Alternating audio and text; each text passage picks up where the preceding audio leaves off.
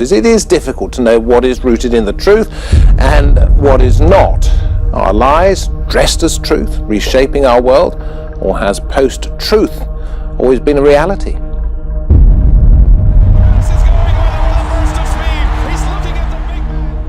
The age of the transgender athlete has arrived. But this identity, irrational as it may be, explodes our truth as a culture. Americans already believe in their hearts. When all Americans are treated as equal, we are all more free. This has got nothing to do with the First Amendment. It is about the fact that I do think we as Americans, as people, need to honor differences of opinion.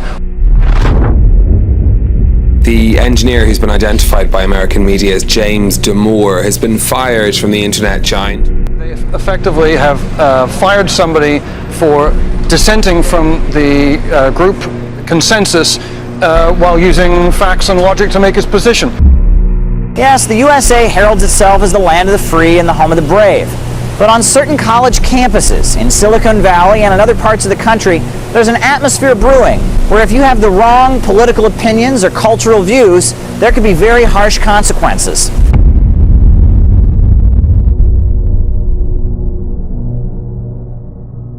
What subversion is, basically, it consists of 4 periods, time-wise. If we start from here and go this way, time, right? This is the beginning point. The first stage of subversion is the process which is called, basically, demoralization. It says for itself what it is.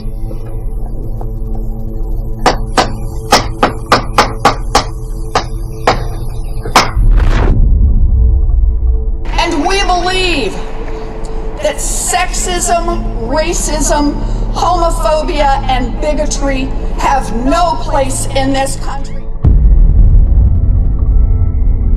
Damore told CBS News that before he was fired, he complained to the National Labor Relations Board that Google was trying to silence him.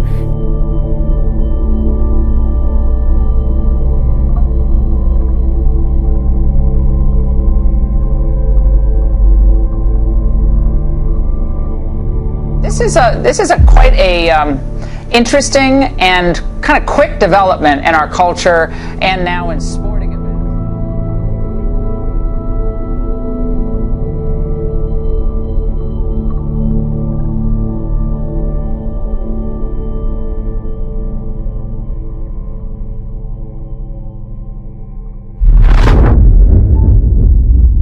The moment you bring a country to the point of almost total demoralization, when nothing works anymore, when you are not sure whether it is right or wrong, good and bad, but there's no division between evil and good.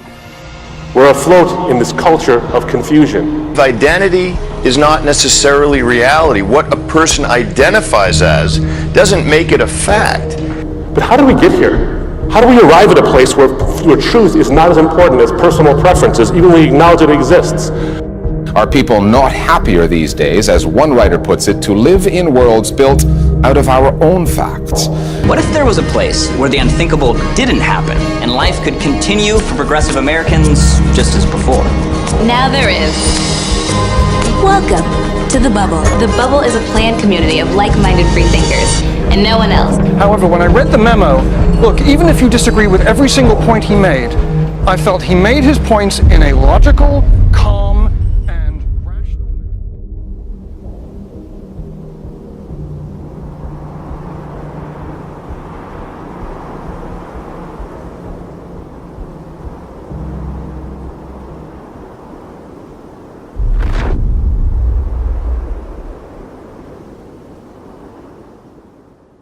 The next step is destabilization.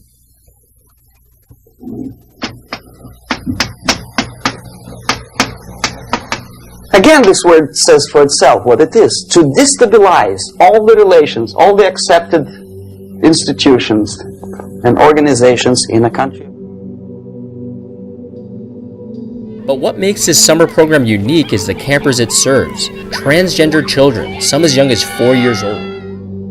It's a place where they can use the pronoun of their choice. But these few people who I think have lost their true identity are breaking up the truth for the rest of us. It's a very big threat to our culture.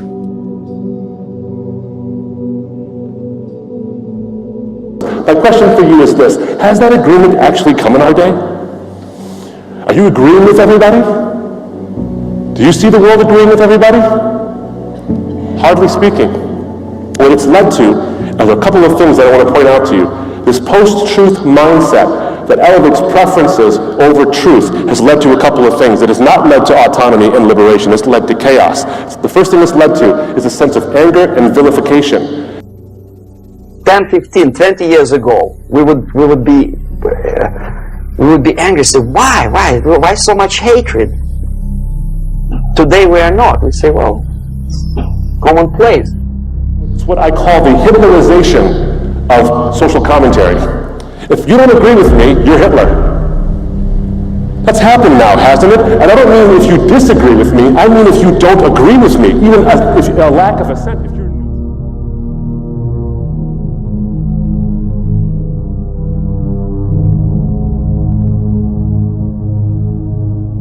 Particularly a company like Google, which basically controls our information flow. For these guys to start basically saying this is acceptable, this is not acceptable, is really quite dangerous.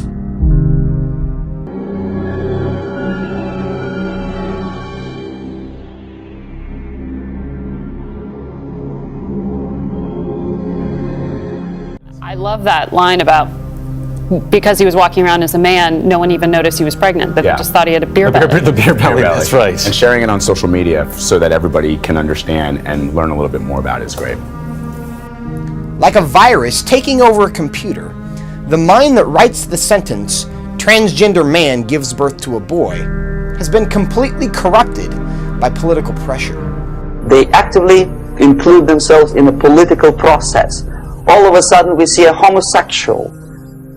15 years ago, he did his dirty job and nobody cared. Now he makes it a political issue. The law of the jungle, not the law of civilization.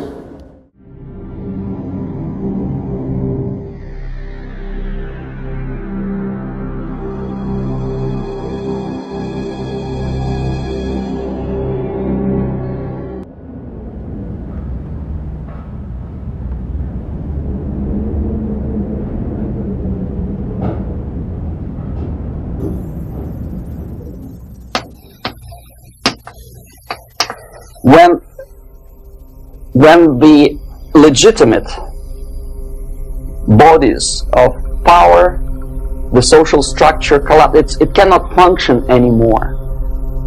Underestimated outcomes that have divided the world. So it recognizes, in distinction to postmodernism, it recognizes that truth actually exists. It just elevates preferences over it. Truth exists, we kind of don't care as long as we get what we want.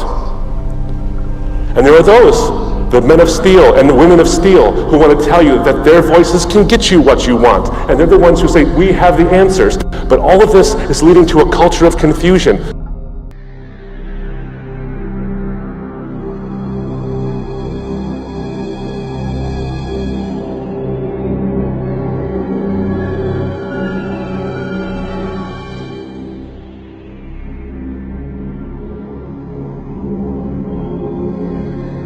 The society at large becomes more and more antagonistic between individuals, between groups of individuals, and the society at large. It reminds me of a song that was so popular in the 80s when I was growing up, which dates me terribly, but a song called The Land of Confusion by the band Genesis. Remember what the words were? Oh, Superman, where are you now? When everything's gone wrong somehow. These men of steel, these men of power are losing control by the hour.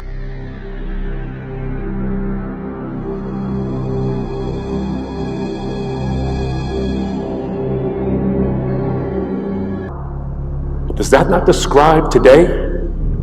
Could that song not be written yesterday? So therefore, the population at large is looking for a savior. Some strong man, strong government, a leader, a savior is needed.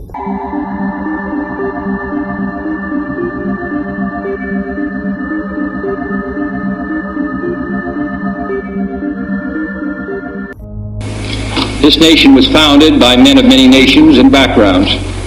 It was founded on the principle that all men are created equal. Equality, mind you. President Kennedy once said, we will make America to believe that people are born equal. Are people born equal? Is there any mentioning in the Bible that is not a single word about equality? Just the opposite. You cannot legislate equality. If you want to be equal, you have to be equal. You have to deserve it. And yet we build our society on the principle of equality. We say people are equal. We know it is false. It's a lie.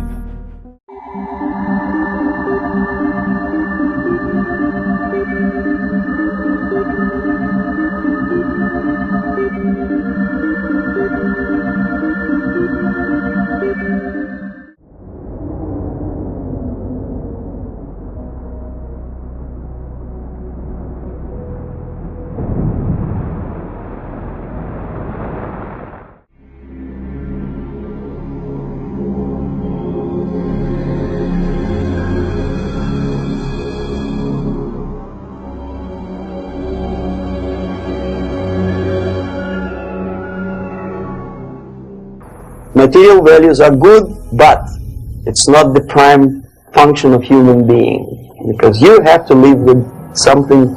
Obviously, the design for our life is not to consume more deodorants. There must be something greater.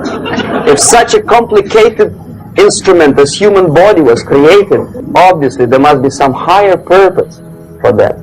Do any one of you here think that what we're seeing has been detrimental to society as a whole? Well, I think the loss, I mean, if you start to disagree about how to see truth and how to establish it and agree what it is, then I think you're in some danger. We recognize truth but subordinate it to preference because we have sacrificed truth and clarity on the altar of human autonomy. I am the law unto myself. I get to decide what's right and wrong for myself, and you get to do the same thing. The problem is when we collide. If I'm a law unto myself and you're a law unto yourself, because we're so autonomous, there's going to come a time when my set of values is going to collide with your set of values.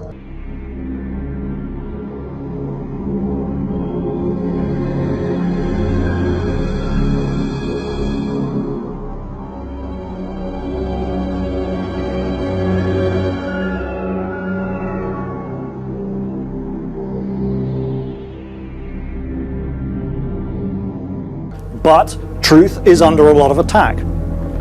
Mika, you wanted to say something, please do. Well, how do you define truth? When we remove the boundaries, remove the fences, we lose that sense of purpose and we lose that true freedom. Have you ever met a person who would sacrifice his life, freedom, for the truth like that? This is truth. I never met a person who said, this is truth and I'm ready to shoot me. To defend the truth. The Bible is not against your freedom, it's very much in favor of it, because it doesn't want you to result in chaos. And Jesus claims to be the true source of that freedom. And he makes a statement, it's pretty interesting. He says, freedom is inextricably intertwined with truth.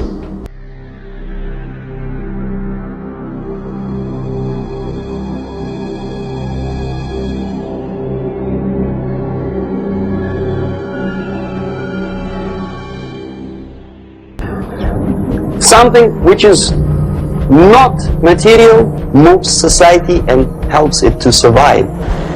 Now, the culture says that preferences over truth leads to autonomy. The Bible points out that autonomy over truth leads to chaos. But Jesus says that he is the embodiment of truth and he sets you free. He doesn't tell you. See, Jesus is not a post-truth man. A post-truth man will tell you what you prefer to hear, not what's actually true. Jesus tells you what is true, not what you want to hear. He's not trying to sell you something. He's trying to tell you like it is. I'm not playing with you. Take your hands out your pocket. Take your hands out your pocket. Take your hands out your pocket. Shots fired!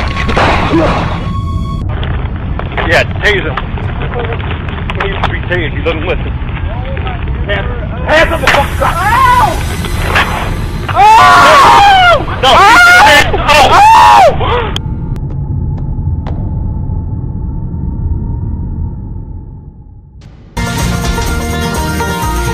LGBT history will be taught in California elementary schools. The State Board of Education has voted in favor of creating a curriculum for 2nd and 4th grade students outlining California's gay rights movement. They will also learn about families with 2 moms or 2 dads. The decision comes 5 years after California lawmakers passed legislation to add LGBT Americans to a list of ethnic groups included in textbook history lessons for kindergarten through 8th grades. Joining us live in the newsroom is our panel led by our Fox 26 senior legal analyst Chris Tritico. We also have former U.S. Congressman Chris Bell and Republican strategist and public policy analyst Jackie Bally.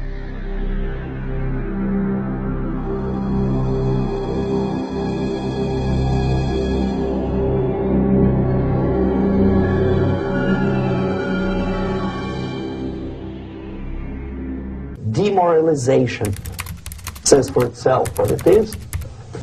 It takes from, say, 15 to 20 years to demoralize a society. Why 15 or 20 years? This is the time sufficient to educate one generation of students or children. One generation, one lifetime span of a person, a human being, which is dedicated to study, to shaping up the outlook, ideology, personality. No more, no less. Usually it takes from 15 to 20 years. What it includes? It includes influencing, or by various methods, infiltration, propaganda methods, direct contacts, doesn't really matter. I will describe them later. Of various areas where public opinion is formulated or shaped.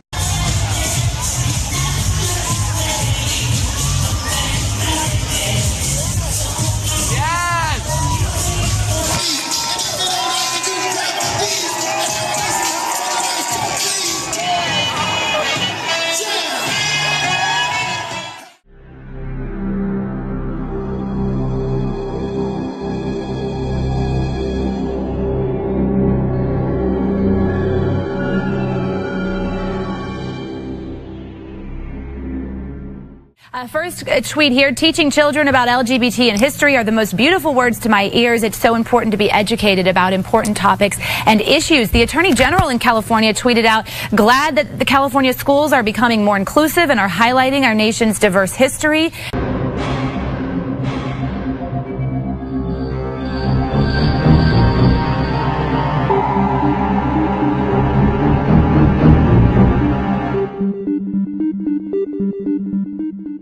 In all seriousness, California does lead the way on a lot of these movements, and I do think that's why you hear people talking about it, because they know that other states are going to look and say we've got to catch up. And at some point, Texas will decide that we have to teach history too.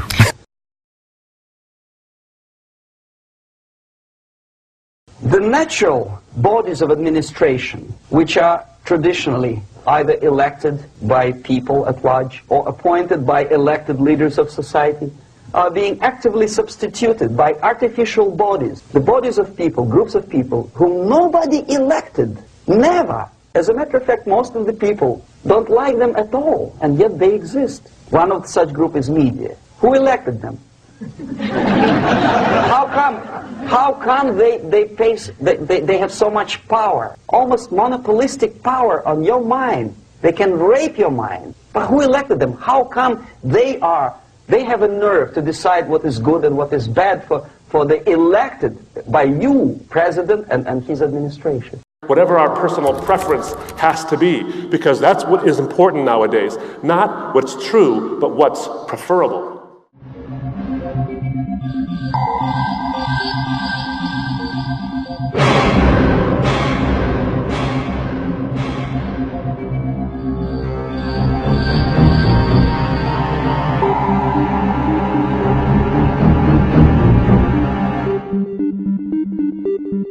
That's why the Oxford English Dictionaries, toward the end of 2016, actually named post-truth as its word of the year. And what a post-truth society is, according to the Oxford English Dictionary, is one that elevates preferences and opinions over facts and truth. So it recognizes, in distinction to postmodernism, it recognizes that truth actually exists. It just elevates preferences over it. Truth exists, we kind of don't care as long as we get what we want. I view a person who thinks they're transgender in the same light that I view a person who thinks they're trans species. This person is not a man. This person is not a woman. This person is not a reptile, and this person is not a cat. It doesn't matter what surgical procedure you get to make your vain imagination come true.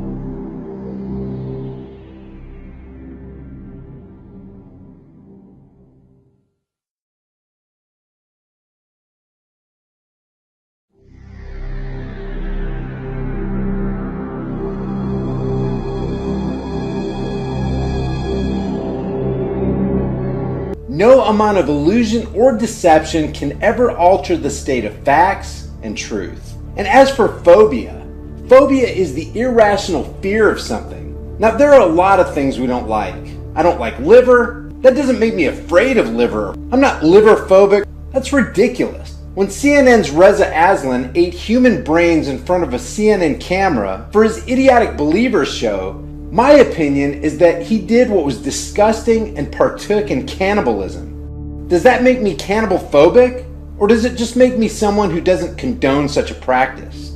Accusing someone of exhibiting an irrational fear of something is a no-no in legitimate debate. It's an ad hominem attack which seeks to discredit the one bringing an opposing argument, and it's used to shut down a legitimate criticism or dissenting opinion. All of a sudden we see a homosexual. 15 years ago he did his dirty job and nobody cared. Now he makes it a political issue. He demands recognition, respect, human rights, and he rallies a large group of people. And there are violent clashes between him and police, his group and ordinary people, no matter what. It's black against white, yellows against green, doesn't matter where the division line goes. As long as this group come into antagonistic clash, sometimes militantly, sometimes with firearms, that is destabilization.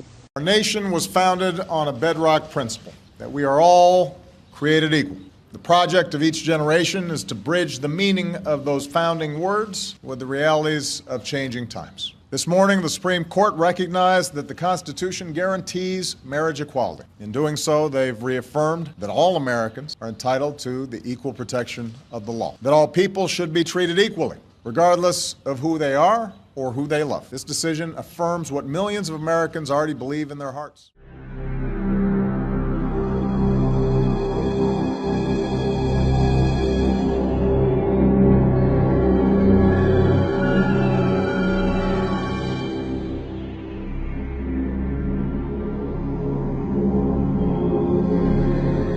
All Americans are treated as equal, we are all more free. Betterment of life, equality. President Kennedy once said, we will make America to believe that people are born equal. Are people born equal?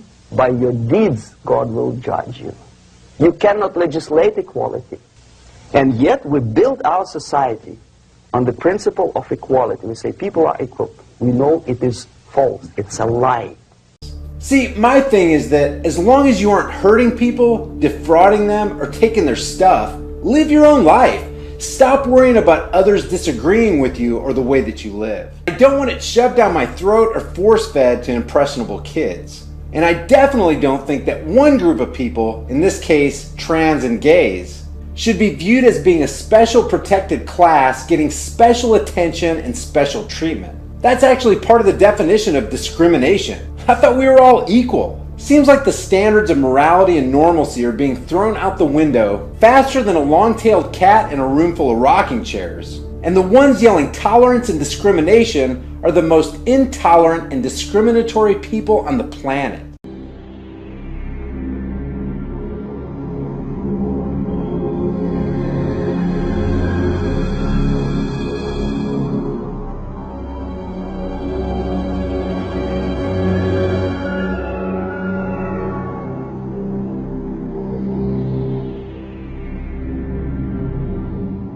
But how do we get here? How do we arrive at a place where truth is not as important as personal preferences, even when we acknowledge it exists? Biblically speaking, I'll tell you this. If you go back to the very beginning, the Bible actually describes for you and for me how this happened. You see, the post-truth culture is not new. It germinated in a garden many, many, many, many centuries ago. It's only come to full fruition and flowering in our day.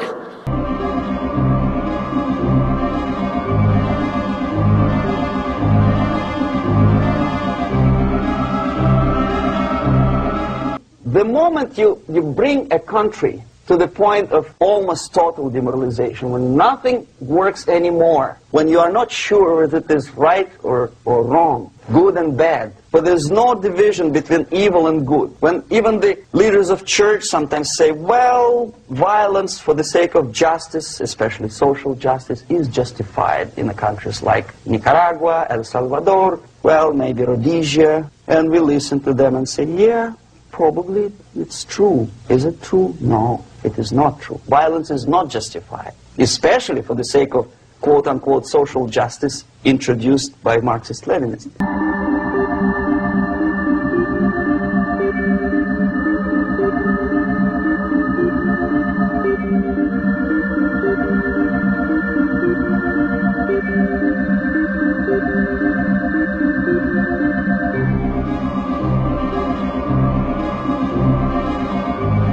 I was told to wipe off my makeup and be a boy. What they should have told me was to be myself. Sure, be yourself. But what they should have told you is do what you want. But facts will always trump your feeling. Now, if you want to resist facts your whole life, better be willing to man up and face the consequences of your action. And whatever choice you make, don't seek special treatment and attention just because people criticize you. In fact, they should have told you that life is tough, people can be mean, and you're going to have to deal with the choices you made. Keep your makeup on if you want to, but don't be surprised if people freely express their feelings about how you decide to present yourself. If other people are uncomfortable, that is not your problem. That is their problem. Exactly. Be who you want to be. If people aren't comfortable with that, that's not your problem. So stop trying to make it your problem by seeking legislation that fine people for not using the proper gender pronoun. Why are you trying to get everybody to see you as normal? You're not. You're a dude who's trying to convince us that you're a girl. A lot of people out there aren't interested in living your lie. Just go live your own lie and shut up about it. I'm not out in the streets with my girlfriend practically having sex with her in front of thousands of people acting out my fantasies with her. What makes you people think anybody wants to see your junk displayed in the streets? To destabilize all the relations, all the accepted institutions and organizations in a country of your enemy. How you do it? You don't have to send a battalion of KGB agents to blow up bridges. No, you let them do it themselves. We cannot come to compromise even within a family. It's impossible to reach a compromise, constructive compromise between neighbors. I don't like you to watering your lawn at that time because exactly at that time I'm walking my dog and he's getting nervous. Radicalization of human relation. No more compromise. Fight, fight, fight. The violent clashes between passengers, picketers, and the strikers are presented as something normal. 10, 15, 20 years ago, we would be angry, say, why so much hatred? Today we are not. We say, well, commonplace. Radicalization, militarization sometimes. Because we have sacrificed truth and clarity on the altar of human autonomy. What I mean by autonomy is not freedom. They're not the same thing. Autonomy has the root of the word autonomy are two words. Autos meaning self and nomos meaning law. We are a law unto ourselves. I'm the law unto myself. I get to decide what's right and wrong for myself, and you get to do the same thing. The problem is when we collide. We condemn in the strongest possible terms this egregious display of hatred, bigotry, and violence on many sides.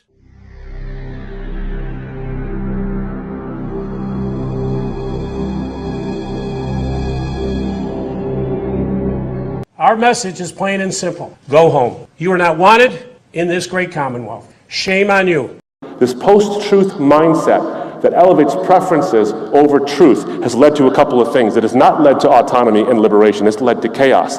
The first thing it's led to is a sense of anger and vilification. It's what I call the Hitlerization of social commentary. If you don't agree with me, you're Hitler. That's happened now, hasn't it? And I don't mean if you disagree with me, I mean if you don't agree with me. Even if a lack of assent, if you're neutral somehow, well, maybe not you're Hitler, maybe you're Mussolini, you're not that bad. It's led to that kind of a thing. But it's also led to an anger where we see not the quest for justice, we see the quest for just us. Crisis is when society cannot function any more productively. It collapses, obviously. That's the word for crisis. I'm not playing with you. Take your hands out your pocket. Take your hands out your pocket. Take your hands out your pocket. Shots fired!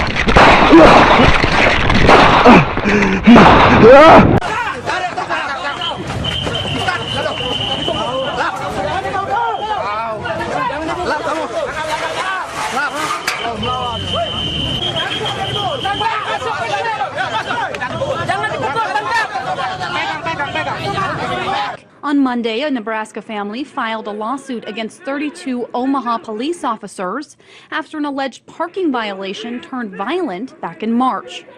This YouTube video allegedly shows 4 officers reporting to a complaint of an illegally parked truck. 28-year-old Octavius Johnson, the owner of the truck, is then slammed to the ground. He was later charged with resisting arrest and disorderly conduct. His brothers Jaquez and Demetrius were also arrested and charged while filming the incident. The family claims the officers violated their constitutional rights when they broke into the house and confiscated one video of the confrontation.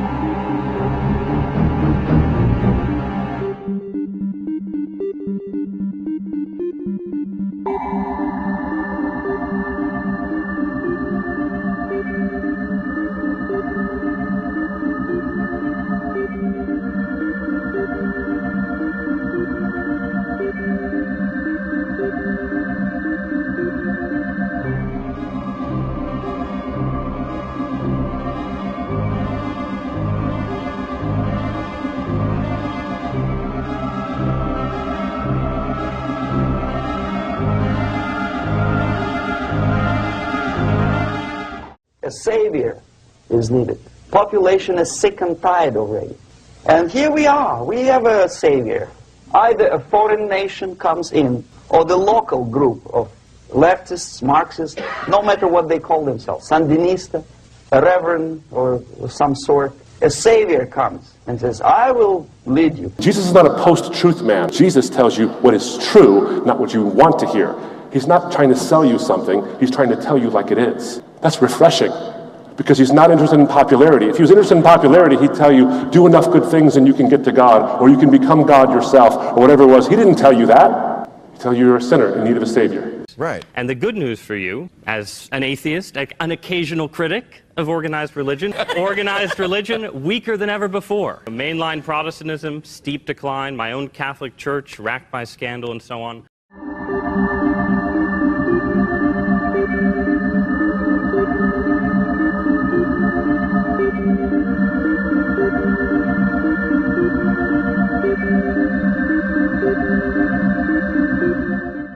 The most difficult and at the same time the simplest answer to the subversion is to start it here and even before, by bringing back the society to religion, something that you cannot touch and eat and put on yourself, but something that rules society and makes it move and preserve it. A Soviet scientist, Shafarevich, who has nothing to do with religion, he is a computer scientist, did a very intensive research on the history of socialist countries. He calls socialist or communist any country with a centralized economy and a pyramidal style of power structure. He just brought to attention of his readers that civilizations like Mohenjo-Daro in the river Indus area, like Egypt, like Maya, Incas, collapsed and disappeared from the surface of Earth the moment they lost religion. People commit genocide without resorting to religion for justification. What's interesting is the moment when religion comes in and lifts us up. That's not quite true. Actually, the opposite is true. Someone once said, to have a normal person commit a horrible act almost never happens without religion. For have people get on a plane and fly it into a building, it had to be religious. I think what's true is to get a normal person to commit a crazy act, it does take ideas, right? It has, but those ideas can be secular as well as religious. A lot of normal people did. Mostly in history, they've not been in the religious. 20th century, not in the Soviet Union. A lot of dead bodies there. Right. Not a lot of Christians, except among the dead bodies. I would say that's a secular religion. Is there a way out of this? Is there a way to get this culture of truth back? I think yes. The answer is yes, because we have to find the true source of human freedom.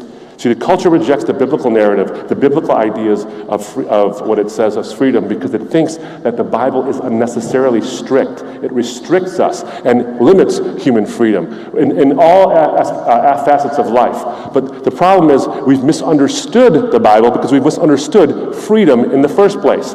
We want autonomy to be a law unto ourselves. The Bible actually does stand against unfettered human autonomy because it knows that that leads to chaos. What the Bible actually is for freedom, and freedom necessarily has boundaries. I never met a person who said, this is truth and I'm ready to shoot me, to defend the truth. But millions sacrifice their life, freedom, comfort, everything for things like God, like Jesus Christ. It's an honor. Some martyrs in the Soviet concentration camp died, and they died in peace. Something which is not material moves society and helps it to survive. And the other way around, the moment we turn into 2 by 2 is 4 and make it a guiding principle of our life, our existence, we die. Even though this is true, and this we cannot prove. We only can feel and have faith in it. So the answer to ideological subversion, strangely enough, is very simple. You don't have to shoot people, you don't have to aim missiles and Pershings and cruise missiles at Andropov's headquarters. You simply have to have faith. In other words, not to be a victim of subversion. Don't try to be a person who in judo is trying to smash your enemy and being caught by your hand. Don't strike like that. Strike with the power of your spirit and moral superiority. If you don't have that power, it's high time to develop it. And that's the only answer.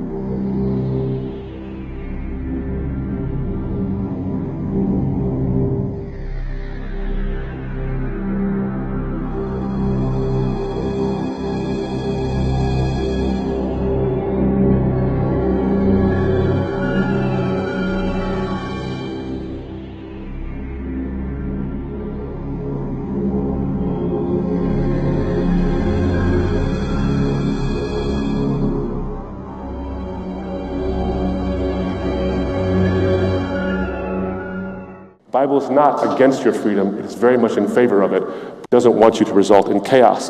And Jesus claims to be the true source of that freedom. And he makes a statement, it's pretty interesting. He says, freedom is inextricably intertwined with truth. Listen to the words he says in John chapter 8. So Jesus said to those who had believed in him, if you abide in my word, you are truly my disciples, and you will know the truth, and the truth will set you free. They answered him, we are offspring of Abraham and have never been enslaved to anyone. How is it that you say we will become free? Jesus answered them, truly, truly, I say to you, everyone who practices sin is a slave to sin. The slave does not remain in the house forever. The Son remains forever. So if the Son sets you free, you are free indeed.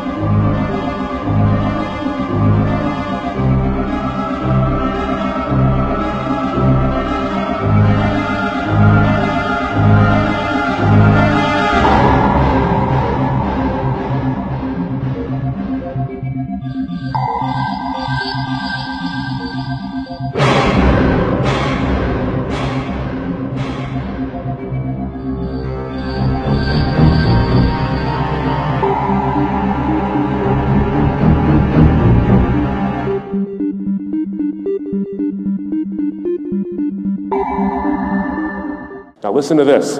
He says, if you know the truth will set you free, and the Son sets you free indeed. The truth sets you free, and the Son of God sets you free. The truth is the Son of God. Jesus claimed to be the truth that sets us free.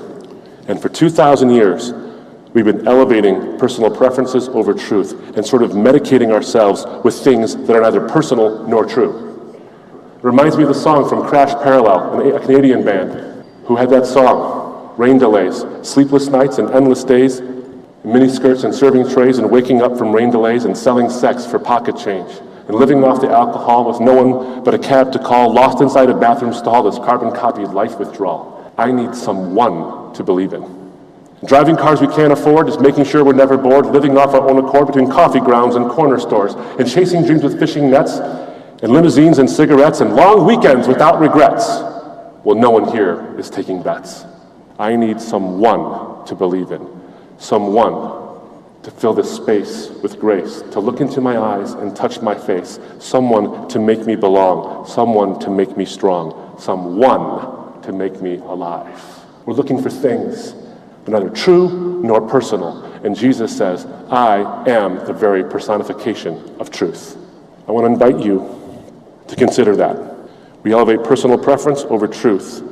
But we can find real freedom in Jesus because in him and in him alone, truth is personal.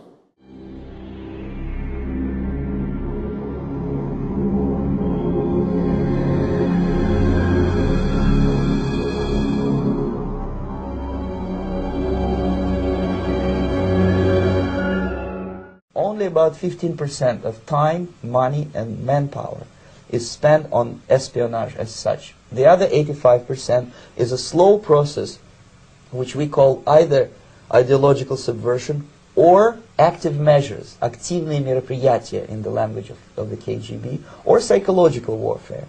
What it basically means is to change the perception of reality of every American to such an extent that despite of the abundance of information, no one is able to come to sensible conclusions in the interests of defending themselves, their families, their community, and their country. It's a great brainwashing process which goes very slow, and it's divided in 4 basic stages. The first one being demoralization. It takes from 15 to 20 years to demoralize a nation. Why that many years? Because this is the minimum number of years which requires to educate one generation of students in the country of your enemy, exposed to the ideology of the enemy. In other words, Marxism-Leninism ideology is being pumped into the soft heads of at least 3 generations of American students without being challenged or counterbalanced by the basic values of Americanism, American patriotism. The demoralization process in the United States is basically completed already. For the last 25 years.